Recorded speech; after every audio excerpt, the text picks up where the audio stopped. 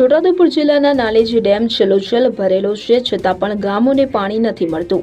હાલમાં કપરા ઉનાળામાં સિંચાઈના પાણીની ખેડૂતોને તાતી જરૂર હોય, પરંતુ પાણી ન મળતા રોષ જોવા મળ્યો। આંધળો ખર્ચ કરીને બનાવી હતી કેનાલો કે જે તૂટી ગઈ। કેનાલોના લીકેજને કારણે પાણીનો વેડફાટ। છોટાઉદેપુર નગરની સામા કિનારે 6 કિલોમીટર દૂર વિશાળ નાલેજી ડેમ આવેલો છે, જ્યાં હાલના ઉનાળાના સમયમાં પણ છલોછલ પાણી ભરાયેલું છે, પરંતુ ખેડૂતોને સિંચાઈનું પાણી ન મળતા ખેતરો કોરા ધાકડ થઈ ગયા છે, જેનો રોષ ખેડૂતોમાં જોવા મળી રહ્યો છે। નાલેજ સહિતના 3 ગામોમાં પાણી ન મળતા ખેડૂતોને મુશ્કેલીનો સામનો કરવો પડી રહ્યો છે, જ્યારે આ ડેમની બનાવવામાં આવેલી કેનાલોને 1 વર્ષ થયું ત્યાં જ કેનાલો તૂટી ગઈ હોય તેમાંથી તિરાડો જોવા મળી રહી છે। છોટાઉદેપુર જિલ્લા પંચાયત સિંચાઈ વિભાગ હસ્તકનો નાલેજી ડેમ બનાવવામાં આવ્યો છે, જે છલોછલ ભરેલો છે। આ પાણી ભરાયેલું હોવા છતાં ખેડૂતોને પાણી મળતું નથી।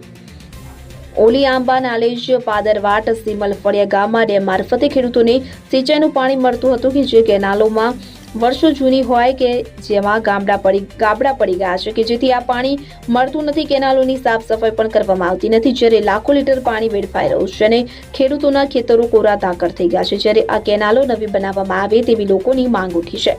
પ્રજાની સુખ સુવિધા માટે લાખો રૂપિયાનો ખર્ચ કરવામાં આવે છે, પરંતુ પ્રજાને તેનો પૂરતો લાભ મળતો નથી। જ્યારે હાલના કપરા ઉનાળામાં પાણી માટે ખેડૂતોએ વલખા મારવાનો વારો આવ્યો છે। શું એ વ્યાજબી છે ખરું?